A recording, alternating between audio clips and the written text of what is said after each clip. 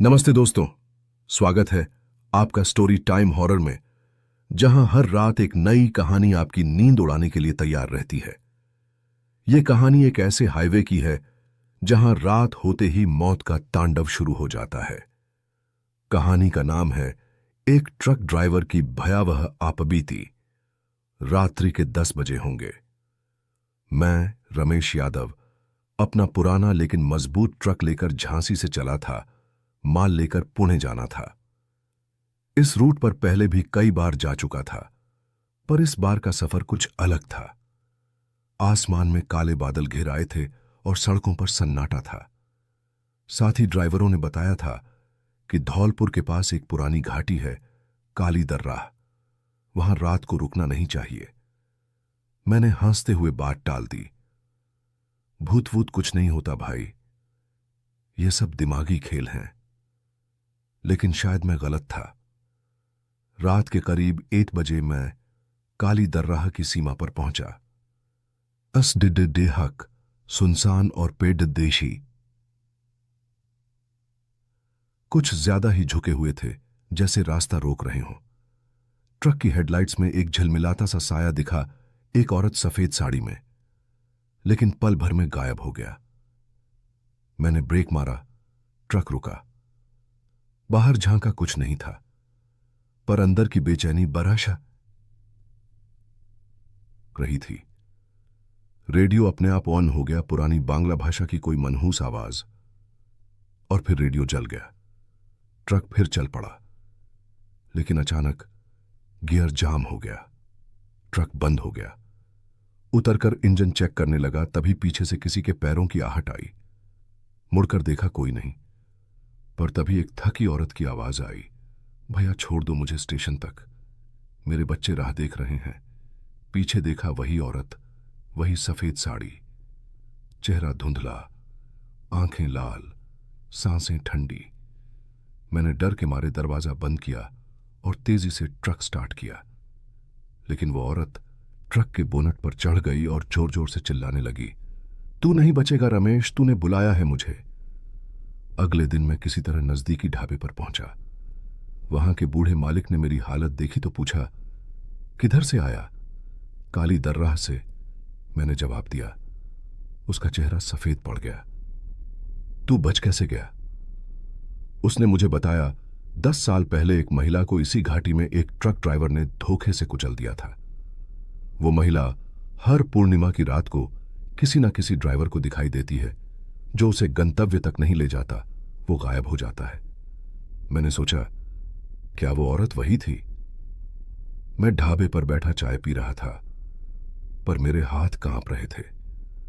बूढ़ा ढाबे वाला धीरे से मेरे पास बैठा और बोला, रमेश, एक बात मान मेरी। उस घाटी से निकल तो आया है तू, पर वो औरत अब तुझसे जुड़ गई है। क्या मतलब? मैंने चौंकते हुए पूछा।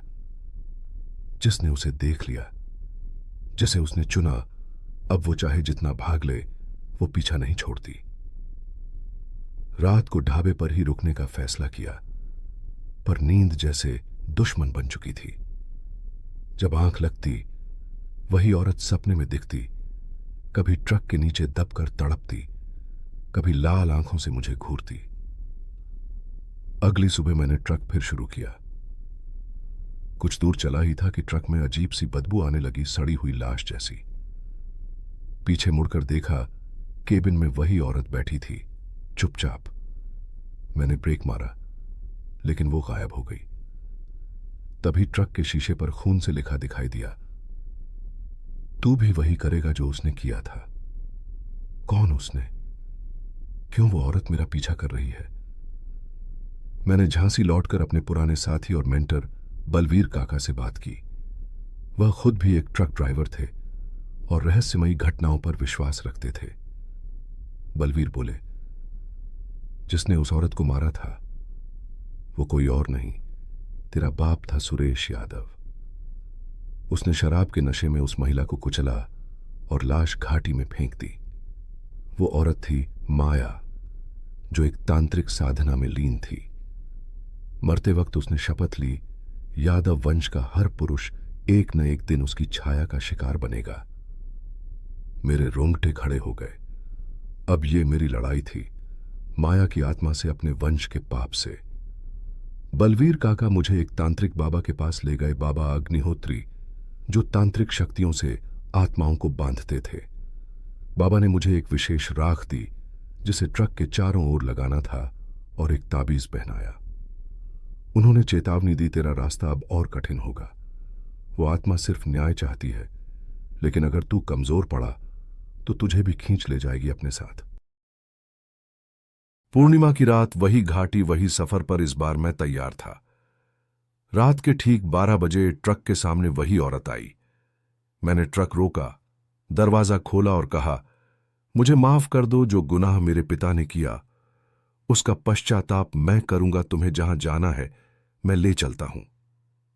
वो औरत कुछ पल चुप रही। हवा तेज हो गई, आसमान में बादल गरजने लगे। फिर उसने कहा, मुझे मोक्ष चाहिए। सत्य उजागर करो, मेरे शव को खोजो और न्याय दिलाओ। मैंने प्रशासन को बताया। पुलिस के साथ माया की लाश की खोज शुरू हुई। घाटी की एक सूखी खाई में उसकी हड्डियां मिलीं, साथ ही उसका तांत्रिक बटुआ और टूटे हुए कंगन। डीएनए टेस्ट से सब साफ हुआ। केस फिर से खोला गया। माया के परिवार को न्याय मिला और उसकी आत्मा आखिरी बार मेरे सपने में आई, मुस्कुराते हुए। फिर कभी न वो दिखी, न उसका साया। अब मैं फिर ट्रक चलाता हूं, वही सड़कें, वही रातें। पर एक बात सीखी, अतीत की गलती अगर छुपाओ तो वो आत्मा बनकर पीछा करती है, लेकिन उसे स्वीकार कर लो तो मोक्ष मिलता है। मैं रमेश यादव, एक ट्रक ड्राइवर जिसने भूत को नहीं, अपने अतीत को हराया। माया की आत्मा को मोक्ष दिलाने के बाद मैंने चैन की सांस ली थी, लेकिन शांति ज्यादा दिन नहीं टिक पाई। एक रात जब मैं नागपुर की ओर जा रहा था तो रास्ते में एक वीरान टोल प्लाजा पड़ा। वहां कोई कर्मचारी नहीं था। मैंने ट्रक रोक दिया। तभी वहां की दीवार पर लिखा था, माया कभी नहीं जाती, वो बस सो जाती है। दिल दहल गया। क्या वह आत्मा वापस आ रही है या कोई और है जो माया के नाम पर खेल खेल रहा है? कुछ दिनों बाद मुझे नया कॉन्ट्रैक्ट मिला, छत्तीसगढ़ के अबूझमाड़ जंगलों में दवाई और राशन पहुंचाने का। यह इलाका तंत्र मंत्र, आदिवासी टोनों और रहस्यमयी शक्तियों के लिए कुख्यात था। मैंने सोचा अब मैं डर से ऊपर उठ चुका हूं, लेकिन मैं गलत था। जैसे ही मैं जंगल में पहुंचा, ट्रक के पहिए अपने आप घूमने लगे, जैसे कोई अदृश्य शक्ति उन्हें धक्का दे रही हो। रेडियो फिर चालू हुआ और उसी औरत की धीमी आवाज गूंजने लगी, अब मेरी बहनों का समय है, उनका बदला तू देगा। अबूझमाड़ में एक आदिवासी बाबा मिले, नगेंद्र बाबा। उन्होंने मुझे बताया कि माया अकेली नहीं थी, वह एक छाया संघ का हिस्सा थी, तांत्रिक औरतों का एक गुप्त समूह जो बलिदान और आत्मिक साधना के जरिए अमरत्व चाहती थीं। इन औरतों को मार डाला गया था और अब वे आत्माएं राहगीरों को निशाना बना रही थीं। बाबा बोले, तू उनका चुना हुआ है रमेश, या तो उन्हें मुक्त कर या खुद को खो दे। अगली रात जंगल में मेरा ट्रक बंद हो गया। हवा पूरी तरह थम गई थी और फिर चारों ओर औरतों की आवाजें गूंजने लगीं, करुणा, क्रोध, चीत्कार और तंत्र मंत्र के श्लोक। मैंने देखा ट्रक के चारों ओर धुएं से बनी आकृतियां घूम रही थीं। हर आकृति की आंखें लाल थीं और वो मुझसे कुछ मांग रही थीं। एक औरत बोली, हमें हमारे कातिलों का नाम बता, रमेश तू ही माध्यम है। नगेंद्र बाबा ने मुझे एक गहरी बात बताई, तू सिर्फ रमेश यादव नहीं है, तू उन्हीं तांत्रिकों का पुनर्जन्म है जिन्होंने इन औरतों को जलाया था। मुझे सपने आने लगे पिछले जन्म के, जहां मैं और 2 और साधु औरतों को जिंदा जला रहे थे। उनका अपराध? उन्होंने पुरुषों से ऊपर जाकर तंत्र सीखने की कोशिश की थी। अब वो आत्माएं, माया, रुक्मिणी, अंबा और शालिनी मेरी आत्मा को भी वैसे ही जलाना चाहती थीं। मैंने नगेंद्र बाबा से प्रार्थना की, कोई तरीका बताओ, मैं इन आत्माओं को मुक्ति देना चाहता हूं।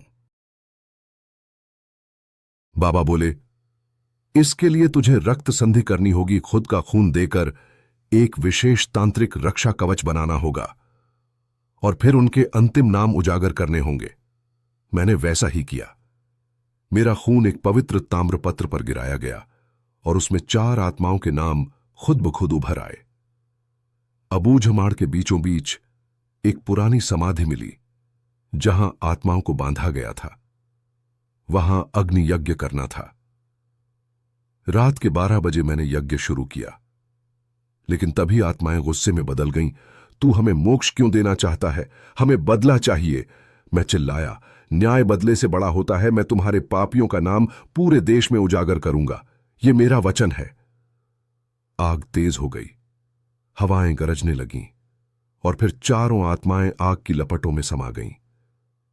उस रात के बाद कोई साया नहीं दिखा, ना कोई आग की आवाज बाज नहीं आई। लेकिन मेरी आत्मा जानती थी उनका कर्ज अब भी बाकी है। मैंने उन चारों औरतों की कहानी एक किताब में लिखी, छाया संघ की अंतिम कथा, और उसे हर ट्रक अड्डे, हर ढाबे और हर गांव में बांटा। अब जब भी कोई ड्राइवर डरता है, वो मेरी किताब पढ़ता है और समझता है कि डर सिर्फ आत्माओं से नहीं होता, बल्कि अपने कर्मों से होता है। कुछ महीनों तक सब सामान्य रहा। मैंने अपने ट्रक को नया रंग दिया, पूजा पाठ करवाया और नए रूट पर काम शुरू किया। लेकिन एक रात बिहार के गया जिले के पास मेरे ट्रक की हेडलाइट अपने आप बुझ गई। अंधेरे में कुछ दिखाई नहीं दे रहा था। तभी ट्रक की बोनट पर खून के छींटे पड़े और एक जानी पहचानी आवाज गूंजी, तेरा कर्ज खत्म नहीं हुआ रमेश। मैं कांप उठा। माया की आत्मा तो मुक्त हो गई थी, फिर ये कौन थी?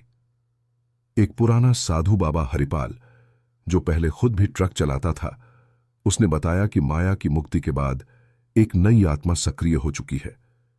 यह आत्मा किसी नवसाधक महिला की है, जिसे माया के समूह में शामिल होने से पहले ही मार दिया गया था। उसका नाम था अवंतिका। बाबा बोले, अवंतिका माया से ज्यादा शक्तिशाली थी, क्योंकि वो अधूरी मरी थी। उसके मंत्र पूरे नहीं हुए। अब वो खुद को पूरे करने के लिए जीवितों से शक्ति ले रही है। अवंतिका की आत्मा मुझे एक रात सपने में दिखी। उसने मुझे एक सूखे कुएं की ओर इशारा किया।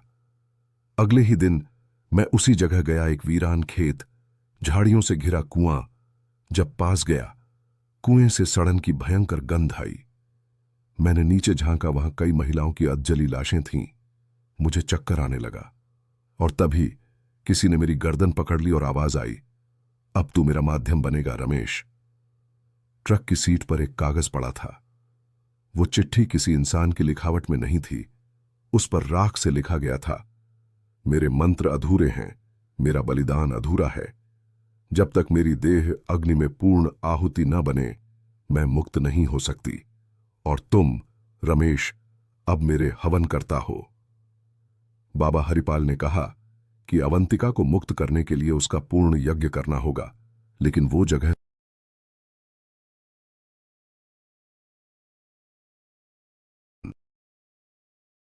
जहां लोग जाना तो दूर, सोचने से भी डरते हैं।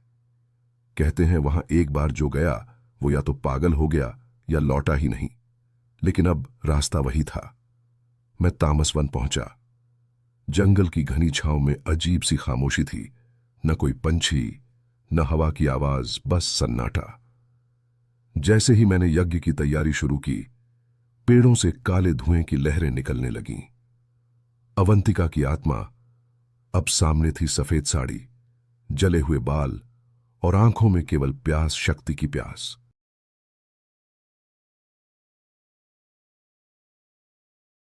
वो बोली, रमेश अगर तुम मुझे पूरा नहीं करोगे तो मैं तुम्हारी आत्मा को साध लूंगी। मैंने यज्ञ शुरू किया। मंत्र पढ़ते हुए मेरे हाथ कांप रहे थे। अग्नि जल उठी।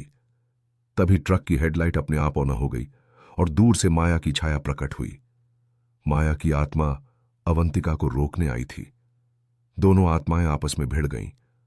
हवा गरजने लगी, पेड़ गिरने लगे और मेरे चारों ओर आग की लपटें उठने लगीं। मैंने मंत्र की आखिरी आहुति दी। एओएम ह्रीं अग्निहोत्राय नमः, और सब कुछ शांत हो गया। अवंतिका की आत्मा रोती हुई बोली, अब मैं जान गई शक्ति से ज्यादा जरूरी है शांति। मुझे मुक्त करो रमेश। उसकी राख मैंने गंगा में विसर्जित की। अब जब भी रात के अंधेरे में मैं ट्रक लेकर अकेला निकलता हूं और हवा कानों में सरसराती है, तो मुझे एक धीमी आवाज सुनाई देती है, धन्यवाद यज्ञकर्ता। एक रात जब मैं झारखंड के एक दूरदराज इलाके से लौट रहा था, मेरे ट्रक का टायर अचानक फट गया। मजबूरन मुझे रुकना पड़ा। चारों तरफ घना जंगल और सामने एक टूटी फूटी पुलिस चौकी थी जो मानचित्र पर मौजूद नहीं थी। मैंने सोचा शायद मदद मिल जाए, लेकिन जैसे ही मैं चौकी के पास पहुंचा, वहां रखी पुरानी रजिस्टर बुक अपने आप खुल गई। उसमें सबसे ऊपर लिखा था, रमेश यादव, अंतिम गवाह। दर्ज तिथि आज की रात। मामला मृत आत्माओं से विश्वासघात। मैं पीछे मुड़ा और देखा एक पुलिस वाले की आत्मा सामने खड़ी थी, आधे शरीर के साथ, आंखों में कोयले जैसी राख और खून टपकता हुआ। उस चौकी में बंद थे कई अपराधी आत्माएं जिन्हें मरने के बाद भी सजा नहीं मिली। वो सब मेरी ओर बढ़ने लगे। हर आत्मा मुझसे कुछ कहती थी। मैंने अपने बच्चों को मार डाला था, मुझे रिहाई चाहिए। मैंने गांव जला दिया, मेरी आत्मा अब भी भटकी हुई है। तू बचा क्यों है रमेश? मैं डर गया, लेकिन तभी एक बूढ़ा आत्मा आया। उसने कहा, तू सजा और मोक्ष का सेतु बन चुका है। अब तुझे आत्माओं की कथा उजागर करनी होगी। हर ट्रक अब तेरा मंदिर है, हर रूट एक यज्ञ पथ। अगले हफ्ते मेरा नया रूट था बिहार से नेपाल तक। वो रास्ता जिसे लोग नरक पथ कहते हैं वहां रात में चलने वाले ट्रक सीधे मृत्युलोक में प्रवेश कर जाते हैं। रात के 2 बजे मेरा ट्रक अचानक एक काले कोहरे में घिर गया। जीपीएस बंद, मोबाइल बंद और कोई आवाज नहीं। तभी एक वृद्ध ब्रह्म राक्षस की आत्मा ट्रक की सीट पर प्रकट हुई। रमेश, तू जीवित है, लेकिन मृतकों की भाषा बोलता है। अब तुझे परीक्षा देनी होगी। मुझे एक काले दरवाजे के सामने ले जाया गया जहां लिखा था, यहां वो आत्माएं हैं जिनके मोक्ष का बोझ अब तुझ पर है। दरवाजा खुला और अंदर आत्माओं का समूह खड़ा था। महिलाएं, पुरुष, बच्चे, हर कोई अपनी कहानी कहता। और फिर सबने एक साथ कहा, रमेश, तुझ में अब देवों की छाया है। तेरे शब्द अब अग्नि हैं। तेरा ट्रक अब साधना का वाहन है। लेकिन याद रख, एक दिन तू भी हमारी तरह एक आत्मा बनेगा। क्या तू तब मोक्ष पाएगा? मैं स्तब्ध था, आंखों से आंसू बहने लगे। तभी ब्रह्म राक्षस ने एक अंतिम भविष्यवाणी की, जब अगली बार तू अपना ट्रक उत्तर दिशा में चलाएगा, तेरा अंतिम अध्याय शुरू हो जाएगा। अब मैं जब भी ट्रक लेकर निकलता हूं, रात की सड़कों पर चलता हूं, मुझे अपने पीछे हजारों आत्माओं की छाया महसूस होती है। हर आत्मा जिसकी कहानी मैंने सुनी, जिसे मैंने मुक्त किया, अब मेरी बारी आएगी, शायद जल्दी, शायद देर से। लेकिन जब वो क्षण आएगा, मैं तैयार होऊंगा, अपने ट्रक के स्टीयरिंग पर हाथ रखे, मुंह से मंत्र पढ़ते हुए और आत्माओं की दिशा में मुस्कुराते हुए। भविष्यवाणी के अनुसार जब मैं उत्तर दिशा की ओर निकलूंगा, तब मेरा अंतिम अध्याय शुरू होगा। एक दिन मुझे एक नया कॉन्ट्रैक्ट मिला, उत्तराखंड के एक पहाड़ी गांव में सामान पहुंचाने का। रात के ठीक 12 बजे मैं अपनी ट्रक में निकला। जैसे ही मैंने उत्तर दिशा का रास्ता पकड़ा, ट्रक का रेडियो अपने आप ऑन हो गया और उसमें से वही आवाज गूंजने लगी, रमेश, अब तुझे उस आत्मा से मिलना है जो सबकी जननी है, मृत्यु स्वयं। गांव पहुंचने से पहले एक तंग घाटी आई, मृत्यु घाट। वहां सड़क के किनारे एक टूटा फूटा मंदिर था, जिसमें शिवलिंग टूटा पड़ा था और दीवार पर लिखा था, यहां वो आते हैं जो खुद अपने अंतिम दर्शन करने आते हैं। मैं मंदिर में गया। अंदर धूप बत्ती जली थी, लेकिन कोई नहीं था। तभी हवा चलने लगी और एक औरत की कराह सुनाई दी। वो कोई आम आत्मा नहीं थी, मृत्यु की अधिष्ठात्री देवी, चामुंडा का विकराल रूप। मुझे अचेत कर एक आत्मिक न्यायालय में लाया गया। वहां अनगिनत आत्माएं बैठी थीं। हर कोई मेरी ओर देख रहा था। एक गूंजती हुई आवाज आई, रमेश यादव, तूने बहुत आत्माओं को मुक्त किया, लेकिन कई बार बिना अनुमति, विधि के विपरीत। अब तेरे कर्मों का न्याय होगा। मुझे मेरे हर निर्णय दिखाए गए माया को मुक्त करना, अवंतिका का यज्ञ, ब्रह्म राक्षस से संवाद, हर निर्णय में मेरा दिल सच्चा था, लेकिन मंत्र और विधि अधूरी थी। फैसला सुनाया गया, तू इस जन्म में मुक्त नहीं हो सकता, लेकिन तेरी आत्मा को यह वरदान मिलेगा कि वह हर उस आत्मा का मार्गदर्शन करेगी जो मृत्यु के बाद भटकती है। तू अब मार्गदर्शक बनेगा, मृत्यु के पथ का रक्षक।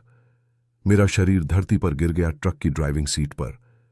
मेरी आंखें खुली की खुली रह गईं, लेकिन मैं अब जीवित नहीं था। अब जब भी कोई ट्रक रात के अंधेरे में गुम हो जाता है या उसका ड्राइवर कहता है कि किसी अनदेखी शक्ति ने ट्रक को सही दिशा में मोड़ दिया, तो जान लीजिए वो रमेश यादव की आत्मा है जो अब सड़क के हर मोड़ पर हर आत्मा को रास्ता दिखा रही है। उसका ट्रक अब एक मंदिर है जिसमें न दीपक जलता है न ड्राइवर दिखता है, लेकिन इंजन चलता है धीरे, स्थिर और आत्माओं से भरा हुआ। रमेश की आत्मा अब एक रहस्यमयी स्थान पर पहुंचती है, आत्मा ट्रांजिट डिपो, एक विशाल गुफा जैसा स्थान जहां भटकी हुई आत्माओं के ट्रक रुके हुए हैं। हर ट्रक में एक कहानी, एक मौत, एक रहस्य। वहां एक वृद्ध आत्मा उसे कहती है, अब तू उन ट्रकों का मार्गदर्शक बनेगा जो आत्माओं को मोक्ष की ओर ले जाते हैं। लेकिन याद रख, इस मार्ग में तुझे तांत्रिकों, शापित आत्माओं और मृत्यु के विरोधियों से टकराना होगा। रमेश को सौंपा गया एक भूतिया ट्रक जिसकी चाबी मानव अस्थियों से बनी थी।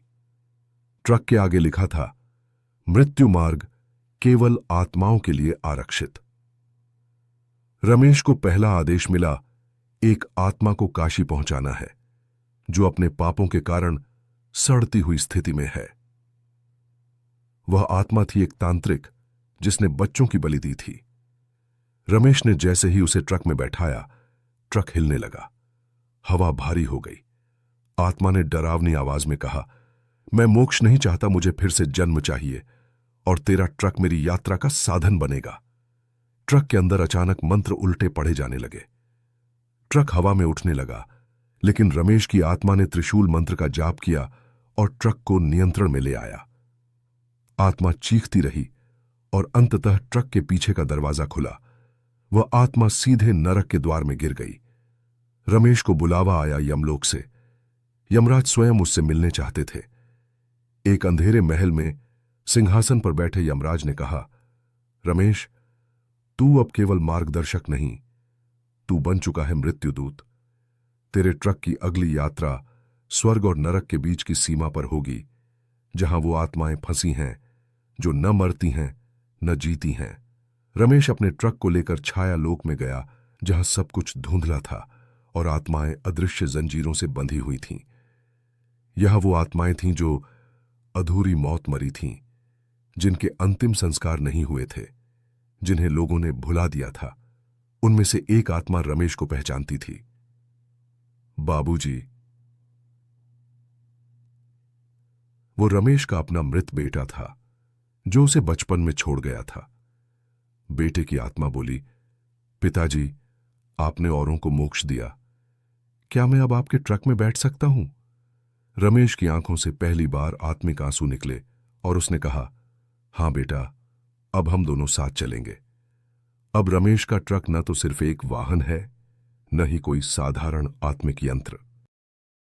वह एक चलती हुई आत्मा पथशाला बन चुका है, जहां रमेश, उसका बेटा और अन्य आत्माएं मिलकर हर भटकी आत्मा को रास्ता दिखाते हैं। कोई ट्रक यदि रात में किसी को बिना ड्राइवर के दिखे और कोई कहे, मुझे कोई अनदेखी ताकत ने बचा लिया, तो समझ लेना रमेश यादव अब भी यात्रा पर है। अंधेरे की राह अब उसका घर है। एक रात रमेश का ट्रक अचानक अपने आप मोड़ गया और पहुंच गया महाश्मशान के पास, जो किसी भी मानचित्र पर नहीं था। वहां पर बैठा था एक रहस्यमयी तांत्रिक, जिसके चारों ओर कपड़ों में लिपटी अधजली लाशें पड़ी थीं। उसने रमेश की ओर देखकर कहा, मैं हूं शवगृहनाथ। तेरे ट्रक ने जिन आत्माओं को मोक्ष दिया है, वे मेरी जागृत आत्माओं की सेना हो सकती थीं। अब तुझे उसका दंड मिलेगा। तांत्रिक ने मंत्रों से भूतों की फौज जगा दी। वो सब आत्माएं जिनकी मुक्ति अधूरी थी अब श्मशानी योद्धा बनकर ट्रक की ओर बढ़ने लगीं। तभी रमेश का बेटा, जिसकी आत्मा अब भी उसके ट्रक के अंदर थी, तांत्रिक की जादू की छाया में जल उठी। लेकिन जैसे ही वो गिरा, उसके शरीर से एक चमक निकली, त्रिनेत्र की अग्नि। रमेश ने बेटे की आत्मा को गोद में उठाया और कहा, मैं एक बार फिर सब कुछ खो सकता हूं, लेकिन अब तुझे नहीं खोऊंगा। उसने शिव पंचाक्षर मंत्र का जाप करते हुए ट्रक की हेडलाइट से निकलती रोशनी को अग्निबाण में बदल दिया और तांत्रिक पर चला दिया। श्मशान थर्रा उठा। शवगृहनाथ की आत्मा चित्कार करती हुई राख बन गई। उस युद्ध के बाद रमेश को आत्मिक लोक के एक बहुत पुराने स्थान पर बुलाया गया, जहां आत्माएं एक दिव्य संसद के रूप में एकत्र होती हैं। वहां चारों युगों की आत्माएं थीं, सती, राक्षसी, साधु और योद्धा आत्माएं। उन सब ने रमेश से पूछा, क्या तू अगली पीढ़ी का मृत्यु पथ संरक्षक बनना स्वीकार करता है? क्या तू अगले 100 वर्षों तक आत्माओं की सेवा करेगा? रमेश ने सिर झुकाकर कहा, हां, जब तक एक भी आत्मा भटकी है मैं चलूंगा। एक भविष्यदर्शी आत्मा ने रमेश को एक चेतावनी दी। 2040 की 240 की एक रात, जब चंद्रमा लाल होगा और ट्रक की छाया अपने चालक से लंबी हो जाएगी, तब तुझे अपनी सबसे बड़ी परीक्षा देनी होगी। वहां तुझसे न आत्मा लड़ेगी, न तांत्रिक पर तू खुद से भिड़ेगा। अब रमेश का ट्रक नहीं रुका। वह चलता रहा, रात के जंगलों में, वीरानों में, टूटी सड़कों और भूले पुलों पर। कभी वह किसी आत्मा को मोक्ष दिलाता, कभी किसी को नरक से खींच लाता और कभी अपने आप से लड़ता, अपने ही पापों से जूझता। लेकिन ट्रक के साइड मिरर में आज भी कोई देख सकता है एक धुंधली आकृति, सफेद झक सफेद आंखें और ट्रक पर लिखा हुआ, मोक्ष पथ, रमेश यादव। कहानी समाप्त हुई। दोस्तों, कहानी पसंद आई हो तो लाइक, कमेंट और चैनल को सब्सक्राइब